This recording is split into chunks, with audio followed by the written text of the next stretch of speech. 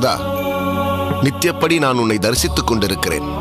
இருப்பினும் ஒவ்வொரு நாளும் ஒவ்வொரு விதமாக நீ எனக்கு காட்சி கொடுத்துக் கொண்டிருக்கிறாய். இதனால்தான் தினமும் வெவ்வேறு வண்ணப்பூக்களை கொண்ட மாலைகளால் உன்னை அலங்கரிக்க வேண்டும் என்று இந்த அடியவனுக்கு ஆசை ஏற்படுகிறது. எப்படியெல்லாம் என் வாழ்க்கையை நீ மாற்றியிருக்கிறாய் வரதா. பார்கவதாசனாக பட்டும் பகட்டான ஆடைகளும் முத்து மாலைகளும் அணிந்து பழைய வந்த இந்த அடியவனின் மனதில் புகுந்து ஒரு நொடியில் அத்தனையும் துறக்க வைத்தாய். பக்தி என்பதை மட்டும் ஆழமாய் அடிமனதில் இருக்க வைத்தாய். திருக்கச்சி என்று ஊரே அழைக்க வைத்தாய். இது உன்னால் அன்றி யாரால் முடியும்? நாளுக்கொரு புஷ்ப மாலையால் உன் திருமார்பை அலங்கரிக்கும் கைங்கரியத்தையும், திருமேனி வேர்க்காமல் இருக்க ஆலவட்டம் வீசும் கைங்கரியத்தையும் எனக்கு கொடுத்திருக்கும் உன் கருணையே கருணை. ஆனால் குறும்புக்கும் உன்னிடம் குறைச்சலே இல்லை. நீர் வீசினீர், நாம் பேசினோம் என்று எனக்கு அதிர்ச்சி கொடுத்தாயே, அதை சொன்னேன். அதனால் தானே பிறகு திருக்கோஷி நம்பிகளால் நான் பாகவத சம்பந்தத்தை பெரும்படி செய்தாய். நீ எதற்காக எதை செய்கிறாய் என்பதைத்தான் இந்த உலகமே புரிந்து கொள்ள முடியாத புதிராக இருக்கிறது. கடைசி வரையில் நம் தொடர்பு நீடிக்க வேண்டும். இந்த அடியவன் விடும் கடைசி மூச்சு வரையில் உன்னை இந்த அடியவன் நினைத்திருக்க வேண்டும். இதற்கு நீ வழிவகுத்து விட்டால் என்னை விட இந்த உலகத்தில் பாக்கியசாலி வேறு யாருமே இருக்க முடியாது. என்ன நம்பிகளே, சலிக்காமல் இப்படி வீசிக்கொண்டிருக்கிறீர்களே, சற்று ஓய்வெடுத்துக் கொள்ளக்கூடாதா? ஏன் நம்பிகளே, நீங்கள் பூர்வ ஜென்மத்தில் என்ன புண்ணியம்தான் செய்தீர்கள்? ஏன்? இல்லை, பெருமாளுடன் பேசும் பெரும் பேறு உமக்கு கிடைத்திருக்கிறதே. நீர் போன பிறவியில் செய்த புண்ணியங்களை சொன்னால் ஏதோ அதில் கடுகளகாவது இந்த பிறவியில் செய்ய நான் முயற்சிப்பேன். பெருமாளுடன் பேசும் பேராசையெல்லாம் எனக்கு இல்லை. இந்த ஜென்மம் கிடைத்தேற வேண்டுமே, அதற்காகத்தான். சரி, கோவில் அதிகாரி என்னை கூப்பிட்டிருக்கிறாராம். போய்விட்டு வந்து நெய்வேத்தியம் செய்கிறேன். சற்று பார்த்துக் கொள்கிறீரா? கவலைப்படாதீர்கள், பத்திரமாக பார்த்துக் கொள்கிறேன். சரி நம்பிகளே.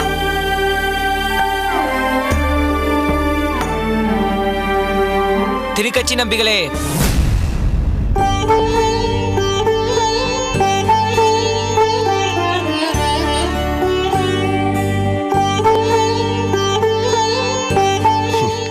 என்னப்பா வரதா, மூக்கில் வியர்க்குமா உனக்கு? சற்று நேரம் நிம்மதியாக பெருமாளுடன் பேசிக் கொண்டிருக்கலாம் என்று நினைத்தேன். வந்து விட்டாயா? ஏன், நீர் பெருமாளுடன் பேசுவதற்கு நான் என்ன குறுக்கேவா நிற்க போகிறேன்? பேசும் பேசும். எங்கோ பேசுவதெல்லாம் என் செவியில் விழுகிறது என்று நீதானே சொல்லி இருக்கிறாய். நீ இவ்வளவு பக்கத்தில் இருந்தால் உன் செவிகளில் விழாமலா போய்விடும்? சரி, இந்த முறை செவியை அழுந்த மூடிக்கொள்கிறேன். ஏதோ அந்தரங்கமாய் பேச போகிறீர் என்று நினைக்கிறேன். அதுதான் நான் கேட்க கூடாது என்று நினைக்கிறீர். மோட்சம் தங்களுக்கு கிட்ட போகிறது என்று பெருமகிழ்ச்சி அடைந்திருக்கிறீர். இந்த சந்தோஷமான விஷயத்தை பெருமாளோடு பங்கு போட்டுக் கொள்ள போகிறீர், அதுதானே? அடடா வரதா, எப்படித்தான் என் மனதிற்குள் இருப்பதை எல்லாம் தோண்டி துருவி நீ கண்டுபிடித்து விடுகிறாயோ தெரியவில்லை. அது எப்படி என்று சொல்லிவிட்டால் ரசம் போய்விடுமே. சரி, சொல்ல வேண்டாம். இங்கே என்ன விஷயமாக நீ இப்போது வந்திருக்கிறாய் என்றாவது சொல்லலாம் அல்லவா? சொல்கிறேனே, ஆனால் பசி காதை அடைக்கிறது. அடைக்கட்டும், அதற்கு இந்த அடியவன் என்ன செய்ய முடியும்? உள்ளே நெய்வேத்தியம் இருக்கிறதல்லவா, அதை சற்று கொண்டு வாயேன், பசியாற்றிக் கொள்வோம். என்னது, பசியாற்றிக் கொள்வோமா? அதுவும் நெய்வேத்தியா? வரதா, அதை நீ பசியாற்றினாலே தவறு. அந்த பாவத்தில் என்னையும் சேர்த்துக் கொள்கிறாயா? இங்கே பார் வரதா, விளையாடாதே. உள்ளே நெய்வேத்தியம் இருப்பது உண்மைதான், ஆனால் அதை வரதனுக்கு நெய்வேத்தியம் செய்யப்பட வேண்டும். நானும் ஒரு வரதன் தானே, போய் எடுத்துக்கொண்டு வா. பசி தாங்க முடியவில்லை.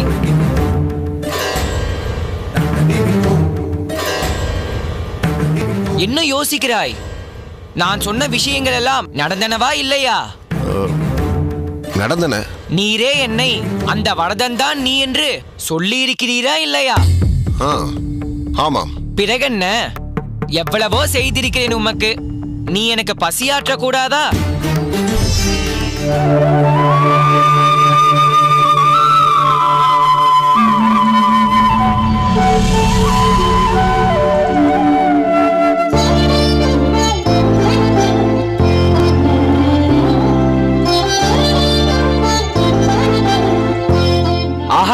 என்ன ருசி, என்ன சுவை!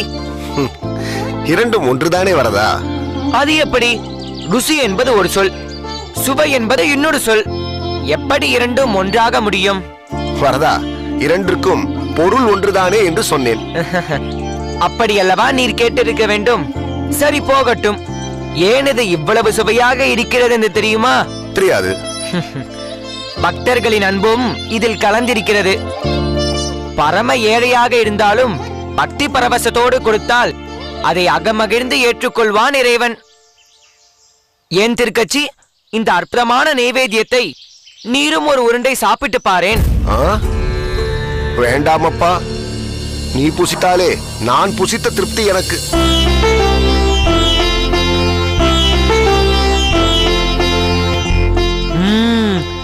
அருமையான நைவேத்தியத்தை ருசிக்கும் வாய்ப்பை புறக்கணிக்கிறீர். புறக்கணிப்பதா?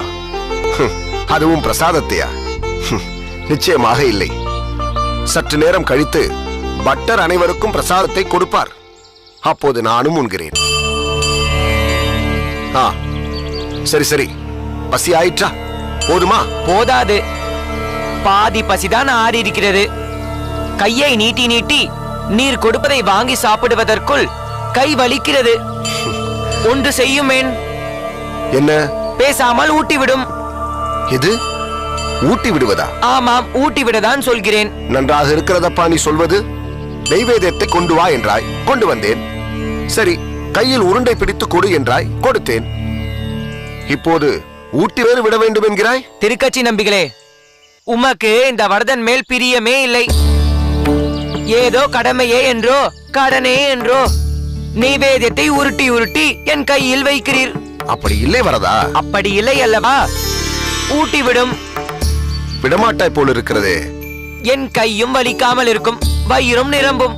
நீரும் சீக்கிரம் சென்று உன் ஆளவட்ட கைங்கரியத்தை தொடங்கலாம். வரதா, சீக்கிரம் ஊட்டிவிடு. வர வர உன் அன்பு தொல்லை தாங்கவே முடியவில்லை வரதா. சரி, இந்தா.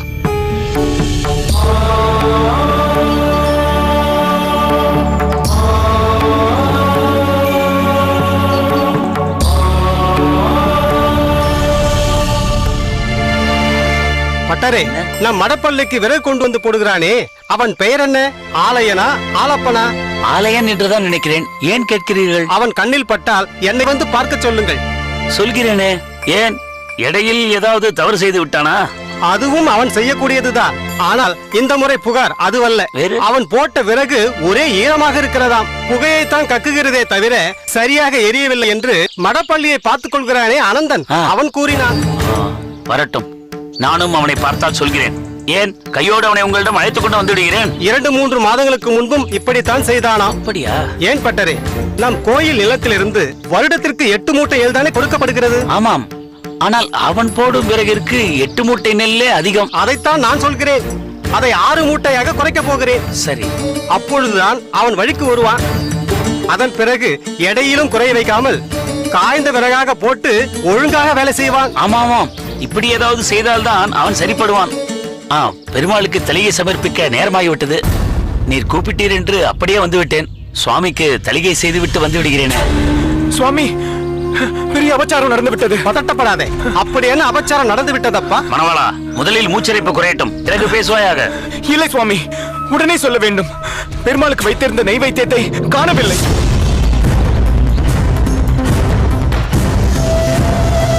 எனது நைவேத்தியத்தை காணவில்லையா? ஆமாம் சுவாமி, நெய்வேத்தியமும் அங்கில்லை, நெய்வேத்தியம் வைத்திருந்த பாத்திரமும் அங்கில்லை. என்னடா உளறுகிறாய்? அது எப்படி காணாமல் போகும்? கால் முளைத்து அதுவே தானாக நடந்து போய்விட்டதா? நீ சரியாக பார்த்திருக்க மாட்டாய். ஏன் பட்டரே, நீர்தானே நெய்வேத்தியத்தை உள்ளே வைத்தீர்? ஆமாம், நான் தான் வைத்தேன். திருக்கச்சி பெருமாளுக்கு ஆலவட்டம் வீசிக் கொண்டிருந்தார். சற்று பார்த்துக் கொள்ளுங்கள், இதோ வந்து பெருமாளுக்கு நைவேத்தியம் சமர்ப்பிக்கிறேன் என்று சொல்லிவிட்டு வந்தேன். சரி, திருக்கச்சி அங்குதானே இருந்தார். அவரை கேட்டாயா? அவர் என்ன சொல்கிறார்? அவர் இருந்தாதானே ஏதாவது சொல்வதற்கு. அவரையும் காணுமே. ஆனால் நான் வரும்பொழுது நெய்வேத்திய பாத்திரத்தை மண்டபத்தின் அருகே பார்த்தேன். என்னது, பாத்திரம் அங்கே இருக்கிறதா? அங்கே கொண்டு போய் யார் வைத்திருப்பார்கள்? சரி, நெய்வேத்தியமாவது அப்படியே இருக்கிறதா? பாதிதான் இருக்கிறது, பாதியை காணவில்லை. ஆனால் யாரோ கை போட்டு வழித்து எடுத்தது போல் அதில் அடையாளம் மட்டும் தெரிகிறது. மணவாளா, சரியாக பார்த்தாயா? எதையாவது பார்த்துவிட்டு இங்கு வந்து எதையாவது உணராதே. பாத்திரம் எங்கே இருக்கிறது என்று காட்டு. அதை பார்த்தாலாவது எனக்கு ஏதாவது புரியுமா என்று பார்க்கிறேன். சற்று பொறுங்கள். பெருமாள் சன்னதியில் நெய்வேத்தியம் இல்லை, திருக்கட்சியும் இல்லை. பாத்திரம் எங்கோ வெளியே இருக்கிறது. அதில் கை போட்டு வழித்தெடுத்தால் போல் அடையாளமும் இருக்கிறது.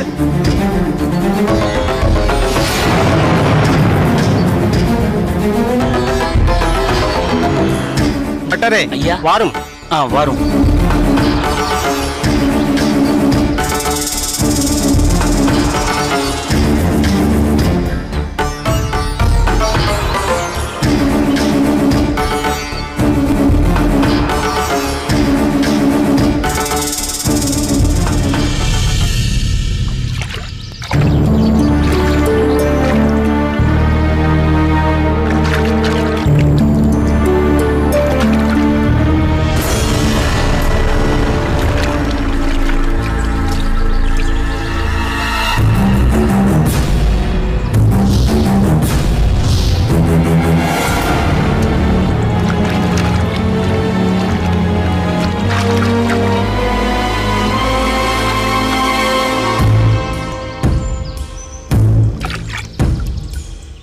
என்ன திருக்கட்சி நம்பிகளே, எவ்வளவு கையை அலசியும் கை பிசுக்கு போகவில்லையோ? வாருங்கள் அதிகாரியாரே. நன்றாக கை பிசுக்கு போக தேய்த்து கையை கழுவி கொள்ளும். கோயில் மடப்பள்ளி நெய்யாயிற்றே, அவ்வளவு சீக்கிரம் பிசுக்கு போகாது. அது போகட்டும், நம்பிகளுக்கு பசி போயிற்றா இல்லையா? என்ன திருக்கட்சி நம்பிகளே, உப்பு குறைவாக இருந்ததோ? முந்திரியும் நெய்யும் இன்னும் கூடுதலாக போட்டிருக்கலாமோ? நீங்கள் என்னை ஏதோ தவறாக எண்ணி பேசுகிறீர்கள் என்று புரிகிறது. ஆனால் எதை பற்றி என்றுதான் புரியவில்லை. புரியாதையா? உமக்கு புரியாது. இந்த நெய் பிசுக்கை தேய்த்து தேய்த்து கழுவுகிறீரே, உமது பாவக்கரையை எப்படி கழுவ போகிறீர்? மன்னிக்க வேண்டும், நீங்கள் பேசுவது உண்மையிலேயே எனக்கு புரியவில்லை. நம்பிகளே, வரதனுக்கு நைவேத்தியம் செய்யவிருந்த நெய்ப்பொங்கல் வெகுவாக குறைந்திருக்கிறது. இங்கு பார்த்தால் நீர் நெய்ப்பொங்கல் சாப்பிட்ட கையை அலம்பிக் கொண்டிருக்கிறீர்கள். அதுதான் என்று எதற்கு இழுக்கிறீர் பட்டரே? நீர்தான் பிரசாதத்தை சாப்பிட்டீர் என்று நேரடியாக கேட்க வேண்டியதுதானே? என்ன, பிரசாதத்தை நான் சாப்பிட்டேனா? பிறகு நெய்வேத்தியம் செய்து கொண்டிருந்த பொழுது நீர் மட்டும்தான் உள்ளே ஆலவட்டம் வீசிக் கொண்டிருந்தீர். உங்களை தவிர வேறு யாரும் அங்கு கிடையாதே. பாத்திரத்தில் நெய்வேத்தியத்தை வழித்தெடுத்த அடையாளம் தெரிகிறது. பாதி நெய்வேத்தியம் குறைந்திருக்கிறது. உங்களை தவிர வேறு யார் சாப்பிட்டிருக்க கூடும்? ஓ, அதனால் தான் நீங்கள் என்னை அப்படி பேசினீர்களா? அதை நான் சாப்பிடவில்லை பட்டர் சுவாமி. வரதன் தான் உண்டான். பொய் சொன்னாலும் பொருந்த சொல்ல வேண்டும் திருக்கட்சி. ஊர் உலகத்தில் இருக்கிற கோயில்களில் எல்லாம், கோயில்கள் என்ன வீடுகளில் கூட சாமிக்கு நித்தியம் நெய்வேத்தியம் செய்து கொண்டிருக்கிறார்கள். செய்து முடித்த பின் நெய்வேத்தியத்தில் ஒரு பருக்கை கூட குறைந்ததாக யாரும் சொன்னதில்லையே. நெய்வேத்தியம் குறைந்தது எப்படி என்பது மர்மமாகவே இருக்கிறது. மர்மம் என்ன பட்டரே மர்மம்? இவர் நெய்வேத்தியத்தில் கை வைத்து சாப்பிட்டு விட்டு பெருமாள் சாப்பிட்டதாக பழி போடுகிறார். இதில் மர்மமும் இல்லை, ஒரு மண்ணாங்கட்டியும் இல்லை. ஐயா, அந்த தேவராஜ பெருமாளின் மீது ஆணையாக சொல்கிறேன், நான் அதை உண்ணவில்லை. திருக்கட்சி நம்பிகளே, நீங்கள் சொல்வதை நம்ப வேண்டும் என்றுதான் நான் நினைக்கிறேன். ஆனால் எல்லாம் உங்களுக்கு எதிராக இருக்கிறதே. நான் என்ன செய்வது? நைவேத்தியம் குறைந்திருந்தது பொய்யில்லை. உங்கள் கையில் பிரசாதம் ஒட்டியிருந்ததும் பொய்யில்லை.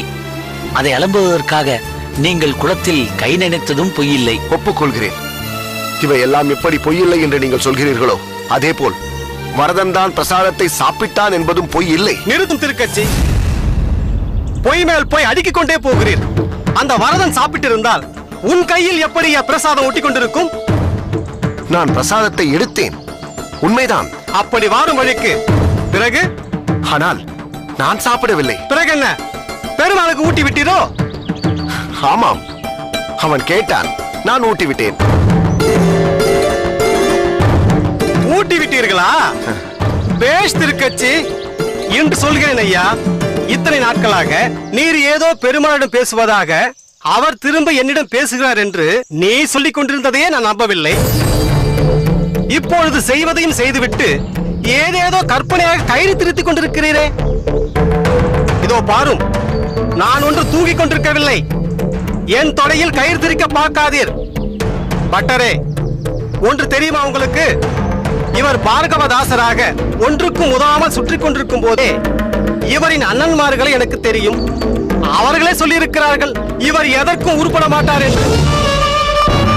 அப்போதே இப்படித்தான் கற்பனையாக பெருமாள் என்னிடம் அதை சொன்னார் இதை சொன்னார் என்று சொத்தில் பங்கு கேட்டாராம்.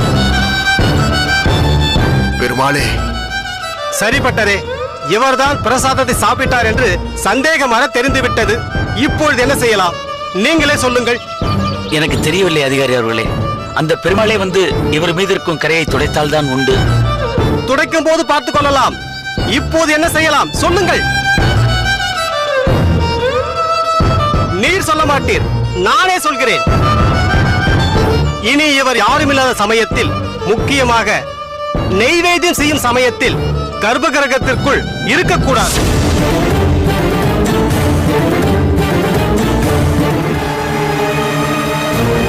சாமரம் வீசுவது, மாலை சாற்றுவது, இவைகளை வேண்டுமானால் செய்து கொள்ளட்டும். ஆனால் பெருமாளுக்கு நெய்வேத்தியம் செய்யும் நேரத்தில் இவர் கண்டிப்பாக அங்கே இருக்கக்கூடாது.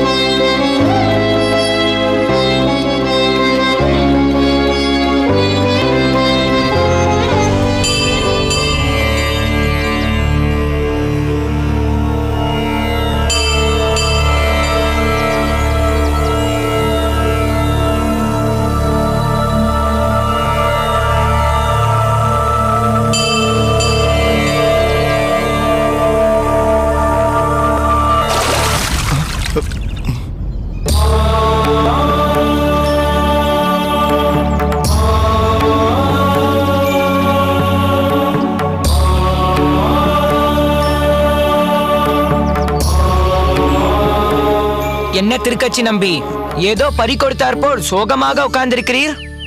ஆமாம், பறி கொடுத்துத்தான் விட்டேன். எதை? என்னவோ தெரியாதது போல் கேட்கிறாயே. என் செவி கூர்மையானது, எல்லாம் எனக்கு கேட்டு விடுகிறது என்பாயே. இது மட்டும் உனக்கு கேட்கவில்லையோ? எது? அதுதான் ஊட்டிவிடச் சொல்லி என்னை மாட்டி விட்டு இருக்கிறாயே. அதை பற்றிதான் கேட்க வந்தேன். ஆமாம், நான் அமுது செய்யும் போது கொஞ்ச நாட்களாய் உன்னை காணவில்லையே, ஏன்? உன் பாசுரம் செவிக்கமுது, மடப்பள்ளி கொடுப்பது நாவுக்கமுது. செவிக்கமுது இல்லாத போது நாவுக்கமுது அவ்வளவு ருசியில்லை நம்பி. எதை பறி கொடுத்தேன் என்று கேட்டாயே. நீ அமுது செய்யும் போது நான் பாசுரங்களை பாடுவேனே, அந்த வாய்ப்பை தான் பறி கொடுத்திருக்கிறேன். எப்படி? அப்பா வரதா, போதும். உனக்கின்று விளையாடுவதற்கு நான் தான் கிடைத்தேனா? எதுவுமே தெரியாதது போல் எப்படி, ஏன், எதற்கென்று கேட்டுக்கொண்டிருக்கிறாயே. நம்பிகளே, உமக்கு கொஞ்சம் போதாதுதான். என்னது? ஆமாம், போதாதுதான். வரதா, கோயிலில் பிரசாதத்தை சாப்பிடுவர்கள் எல்லாம் கையை தூணில் தானே துடைக்கிறார்கள். நீர் மட்டும் தான் அலம்பினால் தான் ஆயிற்று என்று எதற்காக குளத்திற்கு வந்தீர்? இப்போது சொல். இதை அப்போதே சொல்லியிருக்கலாம் அல்லவா? நீர் குளத்துக்கு வரப்போகிறீர் என்று நான் கண்டேனா? எல்லோரையும் போல தூணில் துடைக்கத்தான் போனீர்கள் என்று நான் நினைத்தேன். நினைப்பாய். அவ்வப்போது வந்து நிற்கிறாயே, அதே போல் அன்றும் ஒரு தூணின் பக்கத்தில் நின்று கொண்டு, ஓய் திருக்கச்சி, இதில் துடையுமையா கையை என்று சொல்லியிருக்கலாம் அல்லவா? உண்டமயக்கம், அதுவும் பிடித்தவர் கையால் ஊட்டியதில் உண்டமயக்கம். சற்று கண்ணயர்ந்து விட்டேன். இதையெல்லாம் என்னை நம்பச் சொல்கிறாய். ஆக மொத்தத்தில் நான் தண்டனையை அனுபவித்துக் கொண்டிருக்கிறேன் வரதா. என்ன தண்டனை? நீ அமுது செய்யும் சமயத்தில் என்னை தனியே அங்கே இருக்கக்கூடாது என்று அதிகாரி சொல்லிவிட்டார். எவ்வளவு வேதனையாக இருக்கிறது தெரியுமா? ஆனால் ஒன்று வரதா, இப்போதுதான் என் நண்பர் சோமயாஜியின் வேதனை எனக்கு புரிகிறது. எனக்காவது நெய்வேத்தியத்தின் போதுதான் கர்ப்பகிரக பகுதிக்குள் போகக்கூடாது என்று தடை விதித்திருக்கிறார்கள். ஆனால் அவருக்கு கோவிலுக்குள்ளேயே நுழையக்கூடாது என்று தடை விதித்திருந்தார்களே. அவர் மனம் என்ன பாடுபட்டிருக்கும். பகவானுக்கு பக்தர்களை சோதிப்பதில்தான் என்ன திருப்தியோ. இப்போது உங்கள் நண்பர் மீது இருந்த தடை நீங்கி கோயிலுக்குள் சென்று பெருமாளை சேவித்துக் கொண்டிருக்கிறார் அல்லவா? ஆமாம். முன்பை விட ஊர் அவரை மிகவும் நன்றாக மதிக்கிறது அல்லவா? ஆமாம். அவரின் புகழ் இன்னும் கூடியிருக்கிறது தானே? ஆமாம். அதற்கென்ன? இங்கேதான் நீர் அந்த பகவானின் லீலையை புரிந்து கொள்ள வேண்டும். மேலும் உங்கள் நண்பரை, அந்த பரம பக்தரை சிறப்பிக்க வேண்டும் என்பதுதான் பகவானின் நோக்கம். அதற்கு பகவான் கடைபிடித்த அந்த வழிகள் தான் உங்களுக்கு சோதனையாக தெரிந்திருக்கின்றன. சரி, என்னை இப்போது எதற்கு சோதிக்க வேண்டும்? ஒருவேளை உம்மையும் உலகத்துக்கு எடுத்து காட்ட வேண்டும் என்று அவன் திருவுள்ளம் கொண்டிருக்கிறானோ என்னவோ. அதெல்லாம் எனக்கு எதற்கு வரதா? ஒரு மூலையில் நின்று ஆலவட்டம் வீசிக்கொண்டும் அவ்வப்போது அவனுடன் பேசிக்கொண்டும் அவன் அமுது செய்யும் சமயம் தமிழ் பாசுரங்களை பாடிக்கொண்டும் இருந்தாலே எனக்கு போதும். பெயரும் புகழும் அதற்கெல்லாம் ஈடாகாது வரதா? நீ சொல்லிவிட்டால் ஆயிற்றா? அது எனக்கு தெரியாது. ஆனால் இந்த வேதனையை என்னால் தாங்க முடியவில்லை. இதற்கு ஒரு வழி செய்தாக வேண்டும். என்ன வழி? மீண்டும் பழைய நிலைமை திரும்ப வேண்டும். இவைகளுக்கெல்லாம் ஒரு முற்றுப்புள்ளி வைக்க வேண்டும். அவ்வளவுதானே? முற்றுப்புள்ளி வைத்து விடுவோம். நீர் கவலைப்படாதீர்.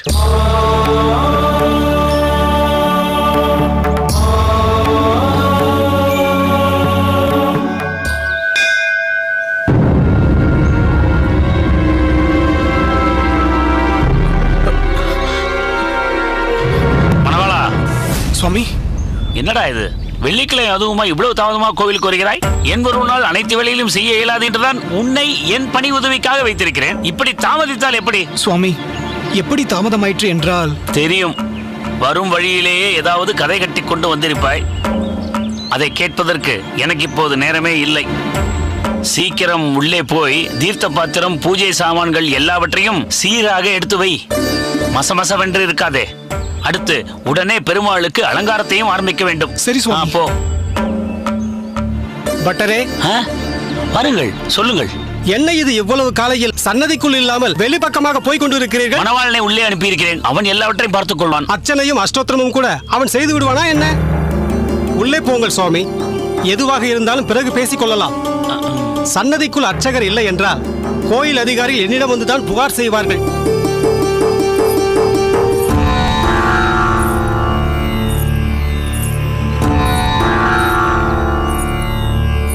பட்டரே, லோகநாதன் வருகிறார். கோயிலுக்கு நிறைய செய்திருக்கும் மகானுபாவன் அவர். அவரை வரவேற்போம். வாருங்கள். அதுதான் மரியாதை. வாருங்கள். வாருங்கள் வாருங்கள். வாருங்கள். நலமுடன் இருக்கிறீர்களா? நலமாக இருக்கிறோம். என்ன, கோயிலில் எல்லாம் நன்றாக நடந்து கொண்டிருக்கின்றனவா? அருமையாக நடந்து கொண்டிருக்கின்றன. நீங்கள் அள்ளி அள்ளி கொடுக்கிறீர்கள். எப்படி எல்லாம் முறையாக நடக்காமல் போகும்?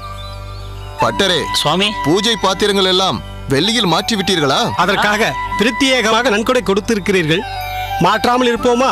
இப்போது எல்லாமே வெள்ளியில்தான். தங்களை ஓரிரண்டு மாதங்களாக காணவில்லையே. சில திவ்ய தேசங்களுக்கு போயிருந்தோம். போய் என்ன பயன்? பெருமாள் குறையை தீர்க்க மாட்டேன் என்கிறாரே. வற்றாத வரங்களை கொடுப்பவன் நம் வரதன். அவன் தீர்க்காத குறைகளா?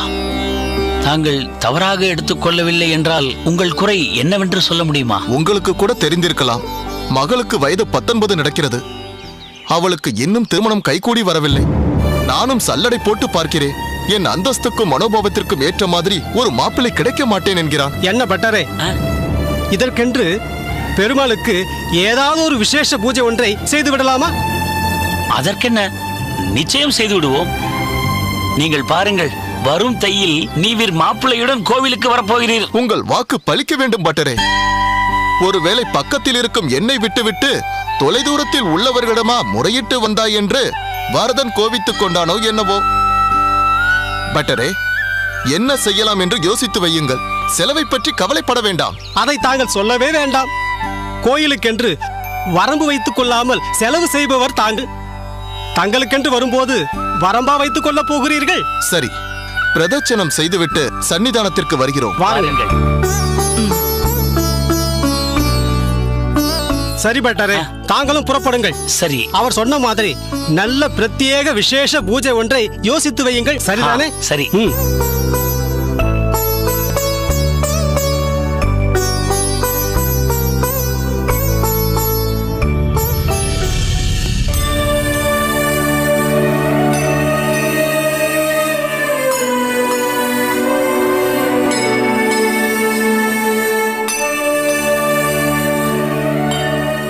யோசித்துக் கொண்டிருக்கிறீர்கள்? கோமலா, நீ என்ன நினைக்கிறாய்? கோவில் அதிகாரி சொல்வது போல் ஒரு விசேஷ பூஜை செய்து விடலாம் அல்லவா? செய்யத்தான் வேண்டும். எங்கெங்கோ சுற்றி எவ்வளவோ பூஜைகள் செய்திருக்கிறோம். இது நம் ஊர் கோவில்.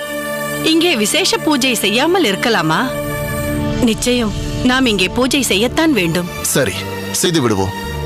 பட்டர் தான் என்ன மாதிரியான பூஜை செய்ய வேண்டும் என்று சொல்கிறேன் என்று சொல்லி இருக்கிறாரே, அதை செய்வோம். வரதனின் மேல் முழு நம்பிக்கை வைத்து பட்டர் என்ன சொல்கிறாரோ அதை செய்வோம். அடுத்த தையில் பெண்ணோடும் மாப்பிள்ளையோடும் இதே கோவிலுக்கு வருகிறோம். அது நடக்கிறதா இல்லையா என்று பாருங்கள். நடக்காது.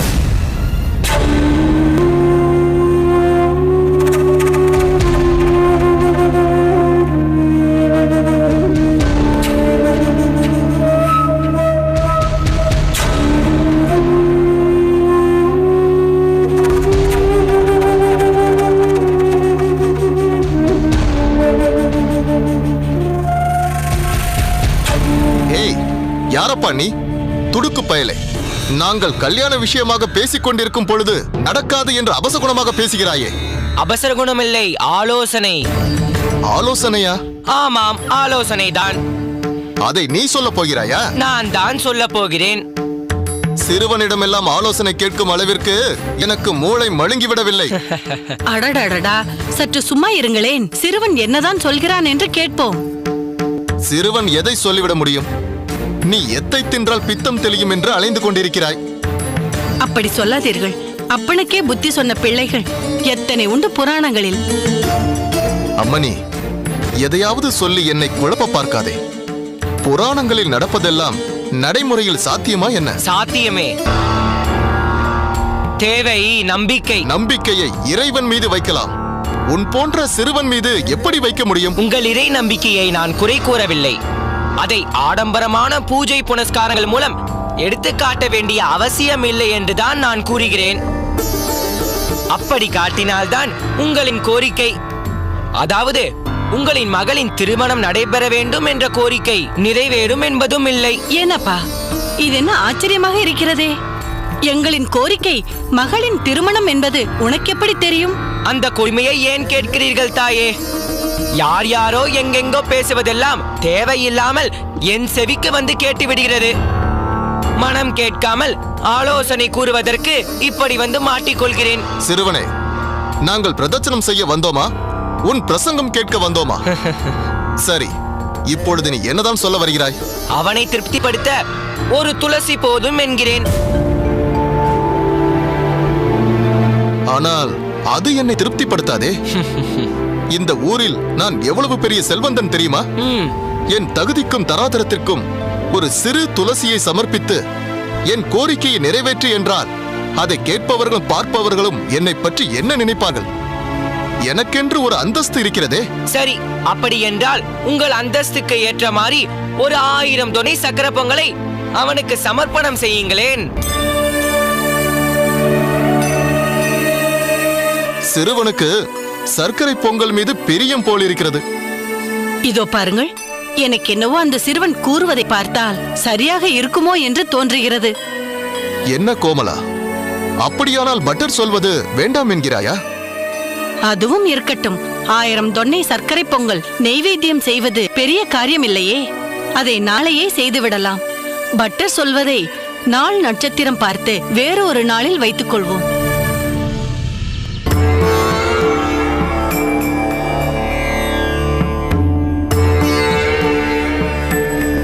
என்ன சக்கர பொங்கல் தானே? லோகநாத ஐயா அனுப்பியது தானே? ஆமாங்க ஐயா. சரி, உள்ளே கொண்டு போய் வையுங்கள். உத்தரவுங்க ஐயா.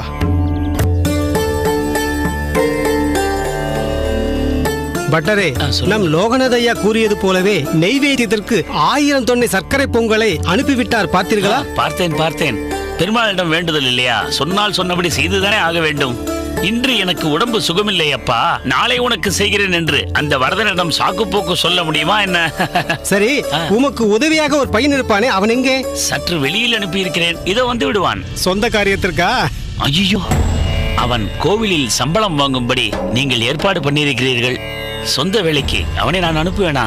சரி, அவன் வந்ததும் உள்ளே போய் நெய்வேத்தியத்திற்கான ஏற்பாடுகளை செய்ய சொல்லும். அதெல்லாம் அவன் சடுதியில் செய்து விடுவான். நீங்கள் ஒன்றும் கவலைப்படாதீர்கள். அதோ அவனே வந்து விட்டான். என்ன போன காரியம் என்னவாயிற்று? கோணையனை பார்த்தேன். கீழ்ப்பிரகாரத்தில் ஒரு பக்கம் பாசி பிடித்திருக்கிறது, அதை சுத்தம் பண்ண வேண்டும் என்று சொன்னேன். ஆகட்டும், சாயந்தரம் வந்து பார்க்கிறேன் என்று சொல்லியிருக்கிறான். சரி சரி. அண்டாவில் சர்க்கரை பொங்கல் வந்து இறங்கி விட்டது. தொன்னைகளும் தயாராக இருக்கிறது. அதை கொண்டு வந்த ஆட்களுடன் சேர்ந்து சீக்கிரம் 1000 தொன்னைகளிலும் பொங்கலை நிரப்பு. சரி சரி. ஓ மணவாளா, உச்சி காலத்திற்குள் வேலையை முடிக்க வேண்டும். எங்கேயாவது வம்பெடுத்துக் கொண்டு பேசிக் கொண்டிருக்காதே. இல்லை இல்லை இல்லை, நேரத்திற்கு எல்லாம் தயாராகிவிடும், கவலை வேண்டாம். போ. சரி, நீங்கள் மற்ற வேலை இருந்தால் பாருங்கள். ஆனால் சீக்கிரமாகட்டும். லோகநாத ஐயா அவர் மனைவியோடு இன்னும் சற்று நேரத்தில் வந்து விடுவார். சரி. நில்லுங்கள் பட்டரே. அங்கே பாரும், திருக்கட்சி வந்து கொண்டிருக்கிறார். வாரும்.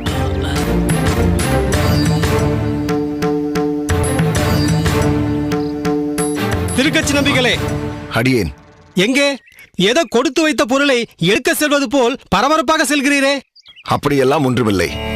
பெருமாளுக்கு மாலையை சாற்றிவிட்டு ஆலவட்டம் வீசத்தான் சென்று கொண்டிருக்கிறேன். அதெல்லாம் ஒன்றும் வீச வேண்டாம் பட்டரே. என்ன? இந்த மாலை புஷ்பங்களை எல்லாம் இவரிடமிருந்து வாங்கி கொண்டு நீங்களே பெருமாளுக்கு சென்று சாற்றி விடுங்கள். என்ன திகைத்து போய்விட்டீர்? புஷ்ப கொடையை பட்டரிடம் கொடும். சுவாமிகளே, இது என்ன கொடுமை? அன்றாடம் நான் கொண்டு வரும் மாலைகளை நானே பெருமாளுக்கு சாற்றித்தானே பழக்கம். வாஸ்தவம் தான் நம்பிகளே. ஆனால் இன்று ஒரு காரணத்துக்காகத்தான் வேண்டாம் என்கிறார். நாளை நீங்கள் வழக்கம் போல் வரதனுக்கு உன் கையாலேயே மாலையை சாற்றலாம், ஆலவட்டமும் வீசலாம். பட்டரே, அதென்ன பூசி மெழுகுகிறீர்? உழைத்து சொல்ல வேண்டியதுதானே. இதோ பாருமையா திருக்கட்சி, இன்று ஒரு செல்வந்தர் 1000 தொன்னை சர்க்கரை பொங்கலை நெய்வேத்தியம் செய்வதாக நேர்ந்து கொண்டிருக்கிறார். எல்லாம் சன்னிதானத்தில் தயாராக இருக்கிறது. அன்று உமக்கு சொன்னது போல் நெய்வேத்திய சமயத்தில் நீர் உள்ளே இருக்க வேண்டாம். புரிகிறதா? நம்பிகளே, இன்று நீங்கள் சாயங்காலம் வந்து வரதனை செய்வீங்களேன், அதனால் ஒன்றும் ஆகிவிடப் போவதில்லையே. ஐயா, வரதராஜனின் மீது ஆணையாக சொல்கிறேன், அன்று பிரசாதத்தை அவன் கேட்டுத்தான் நான் கொடுத்தேன். என் மீது தங்களுக்கு இருக்கும் ஐயத்தை அடியேன் எப்படி போக்கப் போகிறேனோ தெரியவில்லை. அந்த பேரருளாளன் தான் இதற்கு ஒரு வழி சொல்ல வேண்டும். போதும் திருக்கட்சி. பெரிய தவறு ஒன்று செய்துவிட்டு பேரருளாளனை கூப்பிட்டால் ஓடி வந்து விடுவாரா? அடியேன் தவறு செய்யவில்லை, நம்பிக்கையோடு தான் இருக்கிறேன். என் மீது இருக்கும் களங்கத்தை அவன் நிச்சயம் துடைப்பான். துடைக்கும் போது பார்த்துக் கொள்ளலாம். இப்போது நீங்கள் இங்கிருந்து கிளம்புங்கள். வரதனுடன் வார்த்தையாடி நீண்ட நாள் ஆகிவிட்டன சுவாமி. தன்னந்தனியே அவனை சேவித்தால் தான் அந்த பாக்கியம் எனக்கு கிடைக்கும். தயவு செய்யுங்கள். திருக்கட்சி, இதெல்லாம் என்னிடம் வேண்டாம். நான் முன்னமே சொல்லியிருக்கிறேன், இப்படி எல்லாரும் ஏமாற்றிக் கொண்டு திரியாதீர் என்று. வரதா, இங்கே பாரும் திருக்கட்சி, என் நேரத்தை வீணாக்கி கொண்டிருக்கிறேன். பெருமாளுக்கு நெய்வேத்தியம் செய்யக்கூடிய நேரம் நெருங்கிக் கொண்டிருக்கிறது. அப்போது நீங்கள் உள்ளே இருக்க வேண்டாம் என்றால் வேண்டாம் தான். விருப்பம் இருந்தால் மாலைகளை பட்டரிடம் கொடுத்து விட்டு செல்லுங்கள். இல்லை என்றால் அதையும் எடுத்துக்கொண்டு தயவு செய்து சென்று விடுங்கள். இதற்கு மேலும் பணிவாக என்னால் சொல்ல முடியாது. என் அப்பனே தேவராஜா, என் கைங்கரியத்தில் என்னப்பா குறை கண்டாய்? என்றேனும் என் மாலையில் இருந்த நார் உன் திருமேனியை நெருடி விட்டதா? அல்லது நான் வீசும் ஆலவட்ட விசிறி உன் திருமுகத்தில் பட்டு விட்டதா?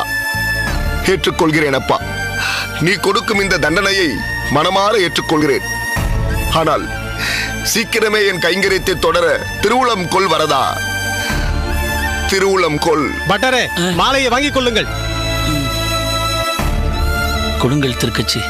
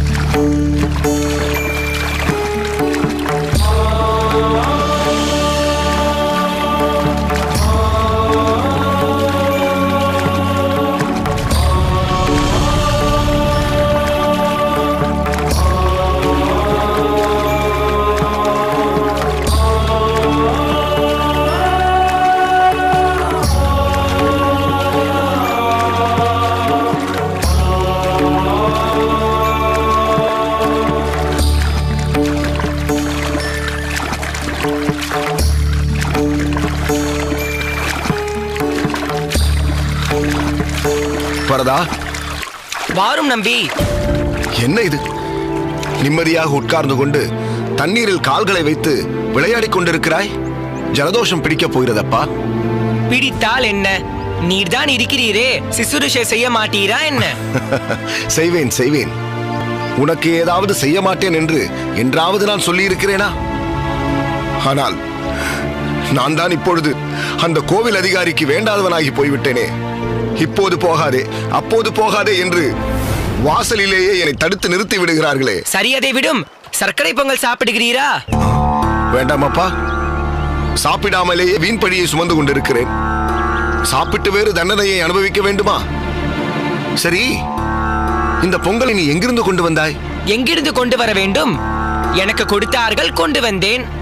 யாரோ ஒரு செல்வந்தர் 1000 தொன்னைகள் கொண்ட பொங்கலை நைவேத்தியம் செய்ய போவதாக சொன்னார்களே, அதில் ஒரு தொன்னையா இது? ஆமாம், 1000வது தொன்னை. என்ன, 1000வது தொன்னையா? இதை முடித்துவிட்டு பிறகுதான் அவர் என்ன வேண்டிக் கொண்டார் என்பதை நினைவுக்கு கொண்டு வர வேண்டும். நம்பிகளே, எனக்கு லேசாக திகட்டுவது போல் இருக்கிறது. நீரே இதை சாப்பிடேன். வேண்டாம் அப்பா. இப்போதைக்கு எனக்கு பொங்கல் சம்பந்தமே வேண்டாம். அடியேனை தயவு செய்து விட்டு விடப்பா. என்ன இப்படி பயப்படுகிறீர்? உம்மை பார்த்தால் எனக்கு ஒரு கதை தான் தோன்றுகிறது. கதையா? ஆமாம். பூனைக்கு ஒருவன் கொதிக்க கொதிக்க பால் வைத்தானாம். அதை குடித்து நாக்கு வெந்து போன அந்த பூனை அதற்கு பிறகு ஆரிய பாலை வைத்தால் கூட வாளை சுருட்டி கொண்டு ஓடிவிடுமாம். அதை போலல்லவா இருக்கிறது நீர் பயப்படுவது? அது சரி, பூனைக்குத்தானே நாக்கு வெந்த வலி தெரியும். பயப்படாதீர் என்றால் எப்படி வரதா? நான் தான் இருக்கிறேன் அப்பா, பிறகென்ன பயம்? நீ நினைத்த போது வருவாய், போவாய். ஆனால் நான் அப்படி இருக்க முடியுமா? இந்த உலகத்தாரோடு சேர்ந்து இருக்க வேண்டியிருக்கிறதே, அவர்களுக்கு பணிந்தும் போக வேண்டியிருக்கிறதே. அதற்காக நான் உன்னுடனே சதா சர்வ காலமும் இருந்து விட முடியுமா என்ன? சரி, இப்போது இந்த பொங்கலை என்ன செய்யலாம்? உனக்கா சொல்லித்தர வேண்டும்? மண்ணை தின்றாயா மகனே என்று உன் அம்மா கேட்டபோது உன் வாயை திறந்து உலகத்தையும் காட்டியவனுக்கு இந்த சிறிய அளவு பொங்கலை சாப்பிட முடியாதா என்ன? அவன் கண்ணன், நான் வரதன். நீயும் அவனும் ஒன்றில்லை என்று என்னை குழப்ப பார்க்கிறாயா? எதற்கு வரதா? ஏற்கனவே அடியேன் குழம்பி போயிருக்கிறேன். வீண் பழியை சுமந்து கொண்டு திரிந்து கொண்டிருக்கிறேன். இவையெல்லாம் என்றுதான் சரியாகுமோ? நான் தான் அன்றே சொன்னேனே, முற்றுப்புள்ளி வைத்து விடுவோம் என்று. அதில் நம்பிக்கை இல்லை போல் தெரிகிறதே. நம்பிக்கை இல்லாமல் இல்லை வரதா. ஆனால் எப்போது முற்றுப்புள்ளி வைக்கப்படும் என்று யாராவது கோடி காட்டினால் பரவாயில்லை. அவ்வளவுதானே, அதையும் காட்டிவிட்டால் போகிறது. இதோ இதில் மீதி இருப்பதை சாப்பிட்டு விட்டால் எல்லாவற்றிற்கும் முற்றுப்புள்ளிதான். சரியாய் போயிற்று. பிரச்சனை ஏற்பட்டதே இதை சாப்பிட்டதனால் தானே. மீண்டும் சாப்பிட்டு பிரச்சனைக்கு ஒரு முற்றுப்புள்ளி வைக்க போகிறாயா? ஆமாம், முள் குத்தினால் முள்ளால் தானே எடுக்க வேண்டும். அப்படிதான் இதுவும். பேசாமல் நந்தவனத்திற்கு நடையை கட்டும். முற்றுப்புள்ளி வைத்தாகிவிட்டது என்ற செய்தி பாதி வழியில் உமக்கு கிட்டும். செல்லும் நம்பிகளே.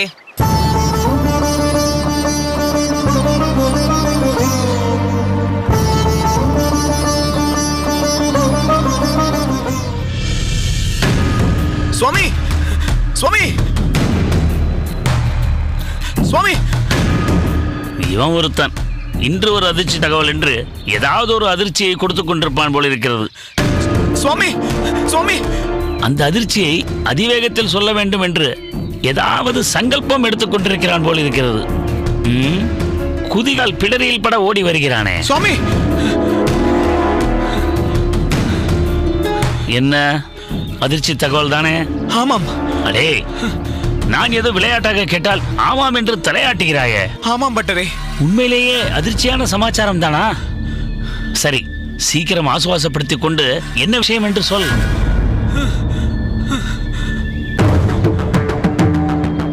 என்ன, அவருக்கு சொல்ல வேண்டாம் என்கிறாயா? இல்லை, அவரும் வரட்டும். வரட்டுமா?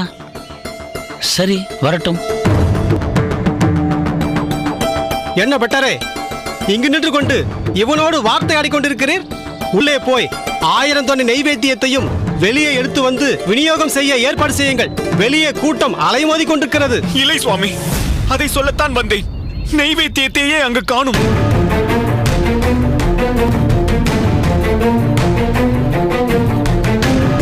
நைவேத்தியத்தை காணோமா? திருக்கச்சினம் கண்ணில் படாமல் பூனை போல் உள்ளே நுழைந்திருப்பாரா? நுழைந்திருக்கட்டுமே. அப்படி இருந்தும் 1000 தொன்னை சக்கர பொங்கலையும் இத்தனை பேர் கண்ணிலும் மண்ணை தூவிவிட்டு எப்படி எடுத்துக்கொண்டு போயிருக்க முடியும்? இதோ பார் மணவாளா, நான் உன்னை அங்குதான் உட்கார்ந்திருக்க சொன்னேன். ஆணி அடித்தார் போல் அங்குதான் உட்கார்ந்து இருந்தேன் ஐயா. உள்ளே ஒரு ஈ எறும்பு கூட போகவில்லை. ச்சே, உனக்கு ஒரு பொறுப்பு கொடுத்து விட்டு வந்தேன் பார். என் புத்தியை. ஏனப்பா, திரை போட்டுதானே இருந்தது? ஆமாம் ஐயா, திரை போட்டது போட்டபடியே தான் இருந்தது. உள்ளே ஏதும் ஆள் நடமாட்டம் தென்பட்டதா? ஆளா? நான் தான் சொன்னேனே, ஒரு ஈ எறும்பு கூட அந்த பக்கம் போகவில்லை என்று. பட்டர் சுவாமி சொன்னது போல் கொஞ்ச நேரத்தில் திரையை விலக்கி நைவேத்தியத்தை வெளியே எடுத்துக்கொண்டு வரலாம் என்றுதான் நினைத்தேன். ஒரு நொடியில் என் இதயமே நின்று போய்விட்டது ஐயா. அங்கே நைவேத்தியத்தை காணவில்லை. 1000 தொன்னை பிரசாதத்தையும் எடுத்துக்கொண்டு போன அந்த அதிசயத்துடன் யாரடா? சுவாமி, தொன்னைகள் அப்படியே இருக்கின்றன. ஒவ்வொரு தொன்னையிலும் என் கையாலேயே நிரப்பி வைத்த சர்க்கரை பொங்கல் தான் இல்லை. என்னது, 1000 காலி தொன்னைகளா இருந்தன? ஆமாம் ஐயா, ஒரு தொன்னையிலும் கூட பிரசாதம் இல்லை. என்னடா அதிர்ச்சி மேல் அதிர்ச்சியாக இருக்கிறது? நீ தூங்கி துளைத்து விட்டாயோ என்னவோ? இல்லை என்றால் இப்படியெல்லாம் நடக்க வாய்ப்பே இல்லையே. யாராவது உள்ளே நுழைந்திருந்தால் கூட தொன்னையிலிருந்து பிரசாதத்தை மட்டும் வழித்தெடுத்து கொண்டு போக முடியுமா? இப்படி ஒரு திருட்டை யாரால் செய்ய முடியும்? ஒரே ஒருவனால் மட்டும் தானே ஐயா முடியும்.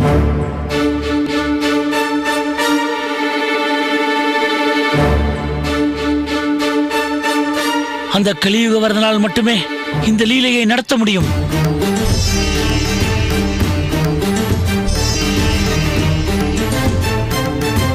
பேரருளாளனே, பக்தவச்சலா, உலகேத்தும் ஆழியான் அத்தியூரானே, கண்டுகொண்டேனப்பா.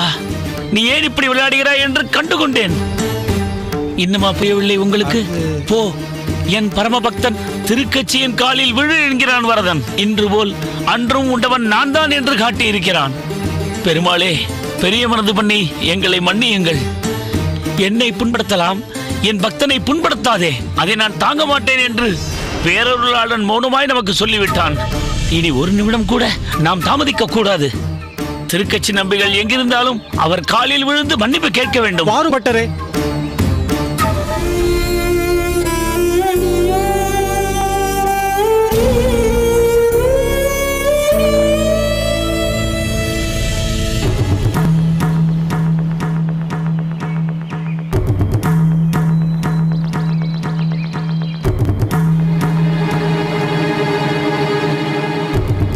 திருக்கச்சி நம்பிகளே, எங்களை மன்னித்து விடுங்கள். சுவாமிகளே, என்ன செய்கிறீர்கள்? எழுந்திருங்கள், எழுந்திருங்கள் சுவாமி. என்ன இது? என் காலில் விழுந்து கொண்டு. நம்பிகளே, எங்களை மன்னித்து விடுங்கள். உம் பெருமை தெரியாமல் உம்மை சிறுமைப்படுத்தி விட்டேன் ஐயா. சிறுமைப்படுத்தி விட்டீர்களா? அப்படி நீங்கள் ஏதும் செய்ததாக அடியனுக்கு தோன்றவில்லையே. செய்திருக்கிறோம் நம்பிகளே, செய்திருக்கிறோம். தாங்கள் சொன்னது முற்றிலும் உண்மை என்பதை அறியாமல் நாங்கள் உங்களை தண்டித்து விட்டோமே. எவ்வளவு பெரிய தவறை செய்திருக்கிறோம். பெருமாளும் பெருந்தன்மையும் குடிகொண்டிருக்கும் தங்கள் மனதை மட்டுமா நாங்கள் புண்படுத்தினோம்? எம்பெருமான் தேவராஜனையும் சேர்த்தளவா நாங்கள் புண்படுத்தி விட்டோம். பெருமாள் கேட்டார், நான் ஊட்டி விட்டேன் என்று. நீங்கள் சொன்னதை நான் நம்ப மறுத்து அதை கட்டுக்கதை என்றேனே. ஆனால் இன்று 1000 தொன்னை பிரசாதத்தையும் எம்பெருமானே அமுது செய்து அன்றும் நான் தானடா உண்டேன் என்று வரதராஜ பெருமான் எங்கள் கண்களை திறந்திருக்கிறார்.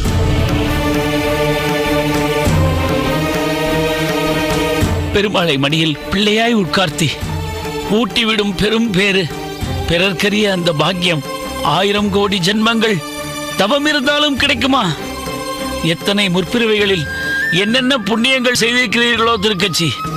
உம் எதிரே நிற்கக்கூட நாங்கள் தகுதியற்றவர்கள். கீழோர்க்கெல்லாம் கீழான என்னை நீங்கள் இவ்வளவு உயர்த்தி பேசுவது நிச்சயம் தகாது பட்டரே. இல்லை நம்பிகளே, அப்படி இல்லை. பொம்மை ஏதோ கோபுரத்தை தான் தாங்குவதாக மமதை கொண்டது போல் நானும் மமதை கொண்டேன். கோவில் அதிகாரி என்றார். பெருமாளை என் அதிகாரத்திற்கு கட்டுப்பட்டவர் என்று நான் இருமார்ந்திருந்தேன். உங்களை நெய்வேதித்தின் போது உள்ளே இருக்கக்கூடாது என்று உத்தரவிட்டதும் அந்த இருமாப்பில் தான். அந்த இருமாப்பை இன்று தகர்த்து விட்டான் வரதன். நெய்வேதித்தின் போது என்ன, இனி தாங்கள் நாள் முழுவதுமே அவனோடையே இருக்கலாம்.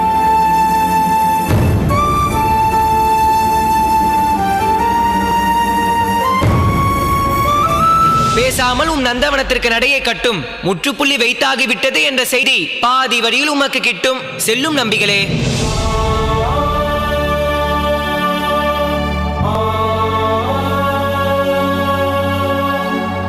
பெருமாளிடம் நீர் பேசினீரா என்று ஏளனம் செய்த இந்த வாயை அவன் நிரந்தரமாக இனி பேசாமல் அடைத்து விட்டாலும் தகும்.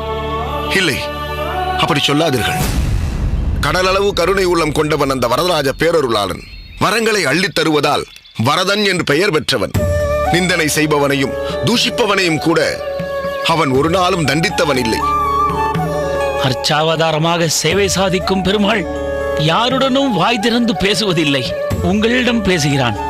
அவனுக்கு அர்ப்பணிக்கும் உணவை தன் கண்களால் அவன் ஏற்றுக்கொள்கிறான். அதனால்தான் கண்டருள பண்ணுதல் என்று சொல்கிறோம். ஆனால் தன் பக்தன் மீது இருக்கும் கரையை துடைக்க சமர்ப்பிக்கப்பட்ட உணவை அவன் இன்று உண்டு காட்டியிருக்கிறான். தாங்கள் கொண்டு வரும் மாலைகள் வெறும் சாதாரண புஷ்பங்களால் கட்டப்பட்டது என்று நினைத்துக் கொண்டு அதை நான் சாற்றுகிறேன் என்று சொல்லி உங்களிடமிருந்து நான் அதை வாங்கிச் சென்றேன். ஆனால் அது வெறும் மலர்களால் மட்டும் கட்டப்பட்டதல்ல, தூய்மையான அன்பையும் பக்தியையும் சேர்த்து கட்டப்பட்டது என்று இப்போதுதான் நாங்கள் புரிந்து கொண்டோம்.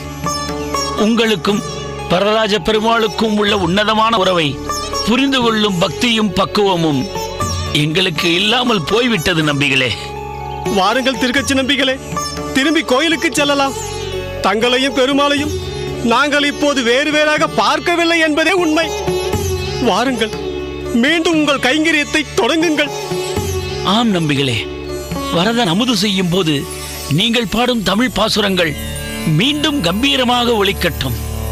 தாங்கள் ஆலவட்டம் வீசுவது தென்றலாய் மாறி என்றென்றும் உளம் குளிர அவன் அமுது செய்யட்டும்.